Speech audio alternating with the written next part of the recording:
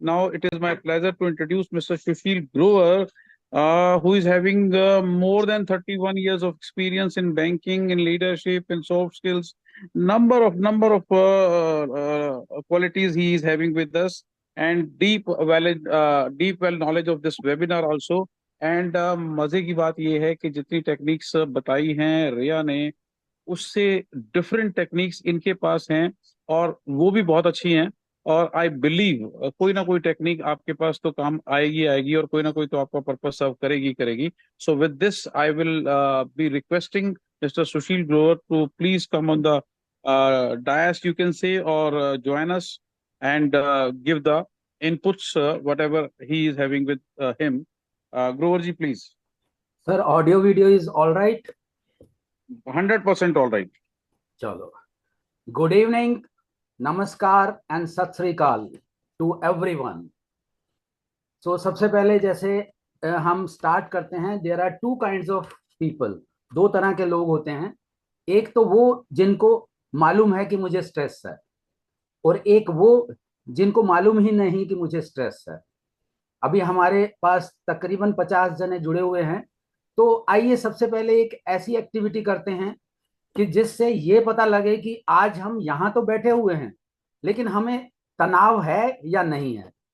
तो आप जो स्क्रीन पे देख रहे हैं, जस्ट अपना दाहिना हाथ जो है, आप अपना दाहिना हाथ ऐसे अपने गले पर रखिए, और अगर गर्दन गरम और हाथ ठंडा तो से yes in the chat box.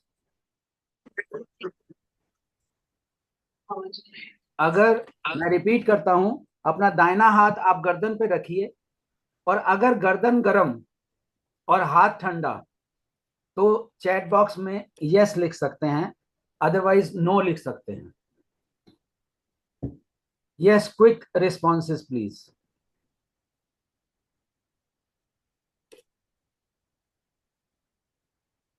Shall I repeat?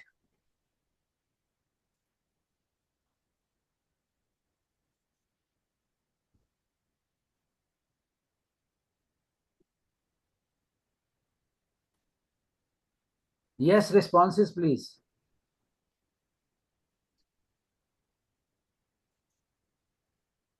चलो, एनीवे, अगर आपकी गर्दन गर्म है और हाथ ठंडा है तो इट मीन्स कि आप तनाव में हैं। आपको मालूम ही नहीं कि ये तनाव है या नहीं है। ये कहाँ से लिया गया? ये आप देखिए कि stress management through ancient wisdom and modern science, एक बुक है डॉक्टर उमेश शर्मा की। उस बुक में इसकी फिलॉसफी भी बताई गई है कि इसके पीछे फिलॉसफी क्या है। वो फिलॉसफी क्या है कि एक बार जो है शंकराचार्य जी जो साउथ से नॉर्थ में आए, और यहाँ पे नॉर्थ में एक बहुत जाने माने पंडित थे जिनका नाम था मंडन मिश्र। तो दोनों में मंडन मिश्र की उम्र थी 56 साल और शंकराचार्य जी की उम्र थी 18 साल। तो दोनों में एक शास्त्रार्थ हो गया, और उस शास्त्रार्थ में ये डिसाइड करना था कि शास्त्रार्थ कौन जीतेगा। तो मंडन मिश्र की वाइफ जो भारती थी, तो वो जज बनी। तो ऐसा ना लगे कि भारती जो है वो मंडन मिश्र की वाइफ है तो उसमें पार्शियलिटी करे, तो वो बाग में गई और वो 2 फूल मालाएं ले आई। उसमें फूल मालाएं, एक माला उसने शंकराचार्य के गले में डाली और दूसरी माला उसने मंडन मिश्र के गले में डाली। दोनों में शास्त्रार्थ हुआ और ये डिसाइड हुआ कि जिसकी माला पहले सूख जाएगी तो वो शास्त्रार्थ में हार जाएगा। तो देखा गया कि धीरे धीरे मंडन मिश्र की जो माला थी वो धीरे धीरे सूखती गई, और शंकराचार्य की माला थी वो धीरे धीरे और निखरती गई। तो इससे ये साबित हुआ कि हमारा सबसे पहला जो असर होता है वो हमारी गर्दन पे होता है, कि जब हमारी गर्दन गर्म होनी शुरू हो जाएगी तो फूल सूखने शुरू हो गए। तो साथियों, जो हमारी जो विजडम है, एंशिएंट विजडम बहुत ही रिच है, और आज मॉडर्न साइंस में मुझे आज तक नहीं पता था कि कोई ऐसा पैमाना है जिससे कि हम ये नाप सकें कि हमारा स्ट्रेस है या नहीं। अब स्ट्रेस अलग अलग तरीके के होते हैं। इसमें आपका क्या, इसके कॉन्सिक्वेंसेस क्या होते हैं स्ट्रेस के? कई तो स्ट्रेस के रीजन होते हैं। एक होता है फाइनेंशियल रीजंस, कि अब मेरे पास फाइनेंशियल रीजंस हैं, वो अलग अलग फाइनेंशियल रीजंस हैं। कोई कहता है कि हाँ जी मेरा जो अगर उसकी इनकम 10,000 है तो मेरा गुजारा नहीं होता। कोई कहता है कि मेरी 5 लाख है तो उसका गुजारा नहीं आता होता। तो उसमें फाइनेंशियल रीजंस क्या हैं? तो अगर सपोज एक तो ये होता है कि 10,000 से गुजारा नहीं हो रहा, मीन्स मेरा 12,000 खर्चा है, तो 2,000 मैं किस में आ जाऊंगा? मैं डेट में आ जाऊंगा, मैं उधार में आ जाऊंगा। और अगर मेरी इनकम 5 लाख रुपए है और मेरा 6 लाख रुपए खर्चा है, तब भी मैं उधार में आऊंगा। तो या तो आपको फाइनेंशियल प्लानिंग की जरूरत है, या तो आपको वेल्थ मैनेजमेंट की जरूरत है। और अगर आप अच्छे से वेल्थ मैनेज कर रहे हैं तो तब आपको सेकंड है अपनी इनकम को इंक्रीज करने की जरूरत है। तो इसके कॉन्सिक्वेंसेस क्या होते हैं? Mental and physical health problems बहुत सारी होती हैं। हमारी जॉब परफॉर्मेंस में जो है इसका बहुत फर्क पड़ता है, कि वहां पे हमारी परफॉर्मेंस जो है वो कम होती जाती है। फैमिली में कन्फ्लिक्ट बहुत ज्यादा हो जाते हैं। छोटी छोटी बातों पे हमें क्या है, गुस्सा आना शुरू हो जाता है, तो वो कन्फ्लिक्ट बढ़ जाते हैं। बच्चों पे इसका असर बुरा होता है। कई बार अगर हम हस्बैंड एंड वाइफ लड़ रहे हैं तो बच्चे सहम से जाते हैं। तो बच्चे सहम से जाते हैं लेकिन हमें पता ही नहीं होता कि बच्चों पे क्या असर हो रहा है। लेकिन बच्चे अपना तनाव जो है वो उन पे तनाव हो रहा है। फिर हमारी कई बार स्लीप डिस्टर्बेंसेस होती हैं इसकी वजह से, कि ये हमारा फाइनेंशियल रीजन से। और कई बार हमें यही नहीं पता लगता कि अगर हम फाइनेंशियल अगर मेरी कम है तो इनकम बढ़ाने का भी कोई स्कोप हो सकता है। यस साथियों, इनकम बढ़ाने का भी स्कोप हो सकता है। अगर मैं 9 से 5 अगर करता हूं तो मेरा सर्वाइवल होता है, लेकिन ये डिपेंड करता है मैं शाम को 5 बजे से लेके रात को 9 बजे क्या करता हूं। इससे मेरा डिसाइड करता है कि मेरा फाइनेंशियल फ्यूचर कैसा होगा। तो अगर आप 9 से 5 जॉब कर रहे हैं तो ये देखिए कि आप शाम को 5 बजे से 9 बजे तक क्या कर रहे हैं। उस पर डिपेंड करेगा कि आपकी फाइनेंशियल स्टेटस कैसे इंप्रूव हो सकता है। फिर आ जाता है कि कईयों का फाइनेंशियल तो बहुत अच्छा है, फाइनेंशियल्स में कोई दिक्कत नहीं है, लेकिन अनहेल्दी रिलेशनशिप्स के ऊपर जो है उनको तनाव है। रिलेशनशिप में अगर तनाव होगा, अगर मेरा तनाव है तो अगर मैं जॉब पे जाऊंगा तो मेरा वहां पे मन नहीं लगेगा, मुझे मन करेगा कि मैं छुट्टी ले लूं। मेरा वहां परफॉर्मेंस कम होगी तो मेरा हर सुबह जब मैं उठूंगा तो मैं मन मार कर जो है ऑफिस जाऊंगा। मेरा वर्क लाइफ बैलेंस बिगड़ेगा। कन्फ्लिक्ट तो होंगे ही इसकी वजह से। अगर रिलेशनशिप ठीक नहीं है तो हमारा जो है वो कन्फ्लिक्ट बढ़ेगा। मैं फाइनेंशियली जितना मर्जी वेल्दी हो जाऊं, लेकिन अगर मेरे रिलेशनशिप्स अच्छे नहीं हैं, चाहे ऑफिस में बॉस के साथ, कलीग के साथ, या मेरे घर में स्पाउस के साथ, पार्टनर के साथ, फ्रेंड्स के साथ, नेबर्स के साथ, रिलेटिव्स के साथ, अगर मेरे रिलेशनशिप अच्छे नहीं हैं तो वो फाइनेंशियल वेल्दीनेस किसी काम की नहीं है। और आप इसी वजह से जो रिलेशनशिप में अगर सपोज वो हेल्दी ना हो पाना, वो फिर हमारा डिपेंड क्या करता है, रिस्क जो है, डाइवोर्स के रिस्क जो बढ़ जाते हैं। आज से अगर मैं देखूं 20-30 साल पहले डाइवोर्स का शब्द जो है ये हम सुन भी नहीं सकते थे घर में। लेकिन आज की डेट में चाहे वो 1 महीना मैरिज हो, 3 महीना मैरिज हो, 1 साल मैरिज हो, आप सब ने अपने अपने लेवल पे कहीं ना कहीं जरूर सुना होगा कि उसका डाइवोर्स हो गया, वो सेपरेशन में रह रही हैं। फिर उसका क्या है, नेगेटिव इम्पैक्ट जो है बच्चों की जो है इमोशनल और साइकोलॉजिकल वेलबींग पे जो असर पड़ता है। तो इन सब के लिए सॉल्यूशंस क्या हैं? तो आज हम यहाँ जो एकत्रित हुए हैं, तो आज हम सॉल्यूशंस के बारे में बात करेंगे। आइए बात करते हैं सॉल्यूशंस की बात। अब मैं यहाँ आपसे डिस्कस करूंगा 10 तरीके स्ट्रेस को रिड्यूस करने के लिए। यहाँ पे अभी रिया मैडम ने बहुत सारे स्ट्रेस के तरीके बताए। कुछ लोगों ने ऑडियंस में भी बहुत सारे तरीके बताए कि आप ये ठंडा पानी पियो या चॉकलेट खाओ वगैरह वगैरह। तो ऐसे साथियों बहुत सारे तरीके हो सकते हैं। यहाँ 100 तरीके भी हो सकते हैं, 1,000 तरीके भी हो सकते हैं। लेकिन यहाँ मैं जो है सिर्फ 10 तरीके की बात करूंगा। और ये 10 तरीके की क्यों बात करूंगा, कि कहीं ना कहीं ये 10 तरीकों को, ऐसा नहीं है कि वो 10 तरीके मैं आज अपना रहा हूं, लेकिन हाँ ये कहीं ना कहीं अपनी लाइफ में over a period of last 30 years ये कहीं ना किसी मोड पे ये मैंने जो है अप्लाई किए हैं। और मैं कोशिश करता हूं कि ये सभी तरीके मैं अपनी लाइफ में अपनाऊं, सारे के सारे जो है। तो कोशिश है कि आपने भी कोशिश करनी है। एक तरीका ही आप अगर आप अप्लाई करते हैं तो वो हो सकता है कि आपकी जिंदगी की दिशा और दशा दोनों बदल दे। तो आइए ये बात करते हैं ये तरीके क्या हैं। पहला है कि अपना पास्ट को डिलीट कर दीजिए। डिलीट द पास्ट मीन्स कि आप भूल जाइए कि आप कहाँ थे, कहाँ हैं। बहुत सारी चीजें जो है हमारे पास्ट में, नेगेटिव पास्ट में बहुत सारी चीजें हुई होती हैं। हो सकता है जब हम 4 साल के थे, 8 साल के थे, हो सकता है स्कूल में कुछ हुआ हो सकता है हमारी फैमिली में कुछ हुआ हो। तो वो जो था एक इवेंट था, लेकिन उसको हम प्रोसेस बना के आज तक हम माइंड में लिए हुए हैं। तो सबसे पहला काम ये भी कोशिश करने से होगा, और अगर आप कोशिश करेंगे तो कामयाब हो जाएंगे। डिपेंड करता है, इसका बेस्ट तरीका है कि हम कहाँ जा रहे हैं, अगर उसके बारे में सोचे कि मुझे कहाँ जाना है। जब हम फॉरवर्ड लुकिंग होते हैं तो तब हम जो है उसका सोचते हैं। तो डिलीट, अपने पास्ट को हमने जो है डिलीट करना है। अब डिलीट पास्ट कैसे करना है? एक जस्ट आप तस्वीर देख रहे हैं कि मंकीज को कैसे पकड़ा जाता है। मंकीज को जब पकड़ा जाता है तो एक जार में एक बनाना या केला रख दिया जाता है, और जैसे ही वो केले के लिए जाता है तो वो अपनी मुट्ठी बंद कर लेता है। और जैसे ही वो मुट्ठी बंद कर लेता है, अब उसके पास दो तरीके हैं। पहला तरीका है कि वो केले को छोड़ दे, और केले को अगर छोड़ देता है तो वो आजाद हो जाएगा। लेकिन वो केले को छोड़ता नहीं है, और केले को छोड़ता नहीं है तो वो फिर पकड़ा जाता है, और वो जो है बंदी बना लिया जाता है। उसी तरह हमारा जो पास्ट है, हम वो पास्ट हमारा केले की तरह है। अगर हम अपने पास्ट को ऐसे ही जकड़े रहेंगे, मुट्ठी बंद करके जकड़े रहेंगे, तो हम जो है आगे मूव नहीं कर पाएंगे। हम अपना स्ट्रेस लेवल, तनाव जो है हमारा बढ़ता ही जाएगा। हमें क्या सोचना है कि हमें अपने केले को छोड़ना है, यानी कि हमने जो है अपने नेगेटिव पास्ट को छोड़ देना। तो ये पहला तरीका जो है आप अप्लाई कर सकते हैं कि जब भी आपके माइंड में पास्ट नेगेटिव आए तो सबसे पहले इस केले को और ये बंदर को आप याद कीजिए कि मुझे वो केला छोड़ना।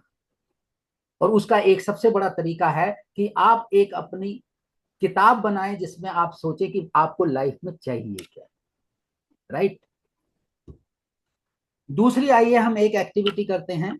एक एक्टिविटी है जिसको हम बोलते हैं, आप सब से मेरी रिक्वेस्ट है कि एक बार आप अपनी आंखें बंद कर लें। आंखें बंद कर लीजिए, और आंखें बंद करते ही आप ऐसे पर्सन के बारे में सोचिए जो आपको सबसे ज्यादा इरिटेट करता है। वो हो सकता है कि आपका बॉस हो, आपका कलीग हो, आपका पार्टनर हो, आपके बच्चे हों, आपके पेरेंट्स हो, आपके पेरेंट्स इन लॉ हो, आपका फ्रेंड्स हो, नेबर हो, रिलेटिव हो, या कोई भी ऐसा पर्सन हो, उसको आप इमेजिन कीजिए जो सबसे ज्यादा आपको इरिटेट करता है। अगर ऐसा पर्सन आपके माइंड में एक आ गया है जो सबसे ज्यादा इरिटेट करता है, तो अपनी आंखें खोलिए। और आंखें खोलिए, और अब आपने क्या करना है कि अगले 21 दिन तक उस पर्सन को आपने कॉम्प्लीमेंट देना है। कॉम्प्लीमेंट देना मीन्स गुड कॉम्प्लीमेंट, अच्छा कॉम्प्लीमेंट देना। ऐसा भी नहीं है कि उसने अगर शर्ट भद्दी सी पहनी हो तो आप कहें जी वाह वाह क्या अच्छी शर्ट पहनी हुई है। नो, जेन्युइन कॉम्प्लीमेंट देना है। और आप कहेंगे कि मेरे पास तो जेन्युइन कॉम्प्लीमेंट देने के लिए है ही नहीं है। लेकिन आपको जेन्युइन कॉम्प्लीमेंट ढूंढना पड़ेगा, क्योंकि ना मैं परफेक्ट हूं ना आप परफेक्ट हैं। कोई भी परफेक्ट नहीं है, हर एक में कमियां होती हैं, लेकिन हम कमियां पहले देखते हैं, हम अच्छाइयां देखते ही नहीं। तो अगर हम अच्छाई ढूंढने में कोशिश करेंगे तो हमें अच्छाई मिल जाएगी। बुरे से बुरा व्यक्ति भी मुझे सिखा सकता है। बुरे से बुरा व्यक्ति मुझे क्या सिखा सकता है कि मैं उसकी तरह बुरा व्यक्ति नहीं बनूंगा। तो वो पर्सन को अगर आपने 21 दिन तक अगर आपने उसको जेन्युइन कॉम्प्लीमेंट दिया, तो मेरा वादा है आपसे कि आपके उसके साथ संबंध बेहतर होंगे। वो 10% होंगे, 20% होंगे, 50% होंगे, 80% होंगे। वो कितने बेहतर होंगे वो मुझे आप डायरेक्ट मैसेज करके बता सकते हैं कि आपके कितने बेहतर हुए। लेकिन ये शर्तिया है कि आपके उसके साथ संबंध अच्छे हों। तीसरा, हम जो है बात करते हैं कि अगर हमने अपना तनाव दूर करना है तो सबसे पहले हम अपने आप से प्यार करें। मैं क्यों पैदा हुआ? मुझे धरती पे किस लिए आना था? मैं आया ही क्यों? मुझे ही सारे लोग ऐसे क्यों टकरते हैं जो मुझे तनाव देते हैं? मेरा घर ठीक नहीं है, मेरा ऑफिस ठीक नहीं है, मेरा एनवायरनमेंट ठीक नहीं है। तो सबसे पहले मुझे अपने आप से प्यार करना। तो अपने आप से प्यार करने का क्या तरीका है? जस्ट ये सोचना है कि जब एक प्याले को इमेजिन कीजिए, वो प्याला आपका जब है, जब आपके प्याले में अगर पूरा का पूरा प्याला पानी से भरा हुआ है तो वो छलकेगा। तो जब मैं अपने आप से प्यार इतना कर रहा हूं कि मेरा प्याला पूरा भरा हुआ है तो वो छलकेगा, और जब छलकेगा तो वो दूसरों को भी प्यार देगा। और कहाँ छलकेगा? सबसे पहले, सबसे पहले मेरे फैमिली में वो छलकेगा, फिर मेरे ऑफिस में छलकेगा, फिर मेरे परिवार में छलकेगा, फिर मेरे रिश्तेदारों में छलकेगा, फिर मेरे सिटी में छलकेगा, फिर मेरे स्टेट में छलकेगा, और फिर मेरे पूरे देश में छलकेगा। तो अपने आप से सबसे ज्यादा हमने पहले प्यार करेंगे तो शुरुआत कहां से होती है? मैं अपने आप से, मैं जैसी भी कंडीशन हूं, मैं अपने आप को प्यार करूं। आइए चौथा एक तरीका देखते हैं कि हम अपनी लाइफ को, अब हमने डिलीट कर लिया, अपने पास्ट को डिलीट कर लिया, अपने आप को प्यार करना शुरू कर दिया, एनकरेजिंग एटीट्यूड रख लिया। अब हमें क्या करना है? अपनी डिजाइन योर लाइफ नाउ। अपनी लाइफ को हमने डिजाइन करना है। आप सोचेंगे कि अपने लाइफ को कभी डिजाइन किया? आप जहां जिस चेयर पे बैठे हुए हैं, आज ये वेबिनार सुन रहे हैं, उस चेयर को डिजाइन होने में कुछ समय लगा? जिस घर में आप बैठे हुए हैं, उस घर को डिजाइन होने में कुछ समय लगा? कितना समय लगा होगा? तो ये सब, अब एक घर को डिजाइन करने में ही इतना समय लग जाता है, क्या हमने अपनी लाइफ को कभी डिजाइन किया कि हमारी लाइफ कैसी होनी चाहिए? उस बारे में कभी हमने सोचा? तो अगर हम ये सोचते हैं कि मेरी लाइफ कैसी हो, वो बोलते हैं ना कि अगर मेरी जितने भी facts don't count, if the dream is big enough then facts don't count. आज आपने ये भी देखा होगा कि एक गरीब घर का बच्चा भी आईएएस ऑफिसर बना हुआ है, एक गरीब बच्चा भी एक फिल्म स्टार बना हुआ है, एक गरीब बच्चा भी अपने सपनों को सच कर सकता है। लेकिन पहले आपने डिजाइन तो करो, कैसी लाइफ आपको चाहिए, उसको डिजाइन कीजिए। और जैसे जैसे वो लिखेंगे, उसमें से फिर आप अट्रैक्ट करेंगे ऐसे लोगों को जो आपको जो है इसमें मदद करेंगे। अगर मेरे आसपास दोस्त नेगेटिव हैं तो मैं नेगेटिव अट्रैक्ट करता हूं, अगर मेरे दोस्त पॉजिटिव हैं तो पॉजिटिव अट्रैक्ट करता हूं, अगर मैं अंदर से खुद पॉजिटिव हूं तो मुझे आपस में सभी लोग पॉजिटिव नजर आएंगे। अगला एक तरीका तनाव दूर करने का है कि फोकस ऑन अदर्स। आप कोई भी अपनी ग्रुप फोटोग्राफ देखिए, ग्रुप फोटोग्राफ में सबसे पहले आपका ध्यान कहाँ जाता है? अपनी फोटो पे जाता है। मैं भी जब ग्रुप फोटो देखता हूं तो सबसे पहले मेरा ध्यान अपनी फोटो पे जाता है। मैं थोड़ा जूम करके देखता हूँ, और जैसे ही मैं उसको थोड़ा सा जूम करता हूं तो अगर वो मुझे पसंद नहीं है, मैं फटाफट डिलीट मार देता हूँ। बाकियों की मैंने फोटो देखी नहीं, तो मेरा ध्यान कहाँ था? सिर्फ अपने में था। और इसमें कोई बुरा मानने वाली बात नहीं है। हर एक व्यक्ति जो है अपने में 10,000 गुना इंटरेस्टेड रहता है बनस्पत के दूसरे लोगों के। लेकिन जब सभी ऐसे होते हैं तो मुझे अपना तनाव दूर करने के लिए क्या करना होगा? तनाव दूर करने के लिए मुझे फोकस बाकियों पे करना होगा। जब मैं दूसरों पे फोकस करता हूं तो तब जो है मेरा तनाव जो है कितना दूर होगा? 10% से 100% तक तनाव दूर हो सकता है। जब आप दूसरे की सोचते हैं कि उसकी क्या कठिनाइयां हैं, उस कठिनाइयों में, तो कई बार मैं ये कहता हूं कि जब मैं दूसरों पे फोकस करूं तो मैं सेल्फिश हूं। जब हम रेड लाइट पे अगर किसी को 2 रुपए, 4 रुपए, 10 रुपए देते हैं तो कई बार इसलिए नहीं देते कि उससे उसका भला होगा, इससे हमें मन की शांति मिलती है, इसलिए हम उसे 2, 4, 5, 10 रुपए दे देते हैं। तो अब हमने फोकस जैसे ही दूसरों पे किया तो हमारा जो है वो तनाव कम हो गया। आइए एक और देखते हैं। Law of prosperity is generosity. If you want more, give more. अगर मुझे ज्यादा चाहिए तो मुझे ज्यादा देना पड़ेगा। आप कहेंगे मेरे पास तो है नहीं देने के लिए। है आपके पास। अगर मैं ये कहूं कि नहीं मेरे पास नहीं है देने के लिए, नहीं है आपके पास। और सबसे बड़ी चीज जो आपके पास है, आपके पास है लोगों को स्माइल देने के लिए। स्माइल में तो कोई पैसे नहीं लगते। जब हम मैं किसी को स्माइल देता हूं और मुस्कुराहट से उससे बात करता हूं, मेरा आधा तनाव दूर हो जाता है। तो मेरे पास देने के लिए बहुत कुछ है, लेकिन मैं देना शुरू करो। आइए, इसमें जो है लॉ ऑफ प्रोस्पेरिटी के ऊपर, और एक है आपका स्थित प्रज्ञ, जो एक लॉ है जो बोलता है स्थित प्रज्ञ। ये क्या है? आपका भगवत गीता में अध्याय 2 में 54वें श्लोक में भगवान श्री कृष्ण बोलते हैं स्थित प्रज्ञ। वो स्थित प्रज्ञ क्या है, इसको अगर एक्सप्लेन किया जाए तो इसमें ही 1 घंटा लग जाएगा, लेकिन मैं शॉर्ट में ये बताना चाहूंगा कि स्थित प्रज्ञ क्या है। कि जब मुझे खुशी है तो खुशी में बहुत ज्यादा खुश ना हो जाऊं, और दुख है तो दुख में मैं बहुत ज्यादा दुखी ना हो जाऊं। मैं एक बैलेंस बना के रखूं, और मैं स्थित प्रज्ञ हूं। और वो स्थित प्रज्ञ होने के लिए ये आपको एक, मैं जस्ट एक पैराबल, एक स्टोरी छोटी सी बताता हूं कि हेवन एंड हेल, ये जेन पैराबल है। कि अब ये स्थित प्रज्ञ का मतलब क्या है, कि अब इसमें से एक मैं कहानी के माध्यम से ये आपको स्थित प्रज्ञ एक्सप्लेन करने की कोशिश करूंगा। ये आप देख रहे हैं, एक समुराई देख रहे हैं जिसके हाथ में तलवार है, और एक जो जेन है वो मेडिटेशन में लगा हुआ। तो जब ये समुराई उसके पास जो मेडिटेशन में लगा हुआ है, तो इमीडिएटली उसके पास जो है तलवार निकाल के बोलता है कि मुझे डिफरेंस बताओ, कि डिफरेंस हेवन और हेल में क्या फर्क है, स्वर्ग और नरक में क्या डिफरेंस है।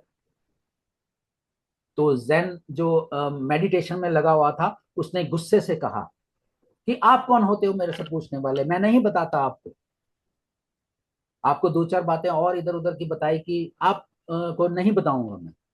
तो समुराई को गुस्सा हो गया, तो उसने इमीडिएटली अपनी तलवार निकाली, और जैसे ही उसने तलवार निकाली और जैन को मारने के लिए दौड़ा, तब उस जैन प्रीस्ट ने उसकी आंखों में आंखें डाल के बोला, यही हेल है, यही नरक है। और जब वो समुराई समझ पाया कि आंखों में यही नरक है, तो तब उसने हाथ जोड़ के उसके माफी मांगी और उसके कदमों में गिरा, और तब उसने जैन ने कहा कि हाँ जी, यही स्वर्ग है। तो वही है कि जब हमें कोई गुस्सा, हमें लगता है कि लोग मुझे गुस्सा दिला देते हैं, मैं गुस्सा नहीं करता, लोग मुझे गुस्सा दिला देते हैं। उसने गुस्सा करने वाला मैं खुद हूं। तो मैं कितना अपने आप को स्थित प्रज्ञ हूं, तो इसकी भी कोशिश करनी है। ऐसा नहीं है कि आज मैंने सुना ओवरनाइट तो ये हो जाएगा, इसके लिए कोशिश करनी है। और कोशिश करने के लिए क्या करना होगा, कि उस कम्युनिटी का हिस्सा बनना पड़ेगा, जो कम्युनिटी आपको डेली बेसिस पे इस तरह का आपको माहौल दे। अब इस तरह का माहौल कैसे है? अगर आपका 5 लोग जो बहुत ही आपके क्लोज हैं, चाहे वो फ्रेंड्स हैं, फैमिली है, या आपके कोई भी 5 लोग हैं, आप 5 लोगों की डिटेल्स मुझे बताइए, मैं आपका फ्यूचर बता दूंगा कि कैसा है। तो आपका एनवायरनमेंट कैसा है? तो अगर मुझे अपनी डिजाइन करनी है लाइफ को, तो मुझे अपना एनवायरनमेंट जो है उसको जो है कवच डालना पड़ेगा, अपने आप को इम्यून करना होगा बाकी सब चीजों से। आइए एक और तरीका देखते हैं कि तनाव को दूर करने का, अज्यूम द बेस्ट। अब अज्यूम द बेस्ट का मतलब क्या है? कि मैंने अपने आप को जवाब देना है कि मैं माइंड में, कि मैं अज्यूम करूंगा बेस्ट।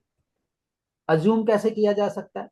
आपने किसी अपने दोस्त को फोन लगाया और बहुत जरूरी बात करनी थी, उसने फोन नहीं उठाया। आपने आधे घंटे बाद फिर उसे फोन लगाया, उसने फिर फोन नहीं उठाया। 1 घंटे बाद फिर फोन किया, उसने फिर फोन नहीं उठाया।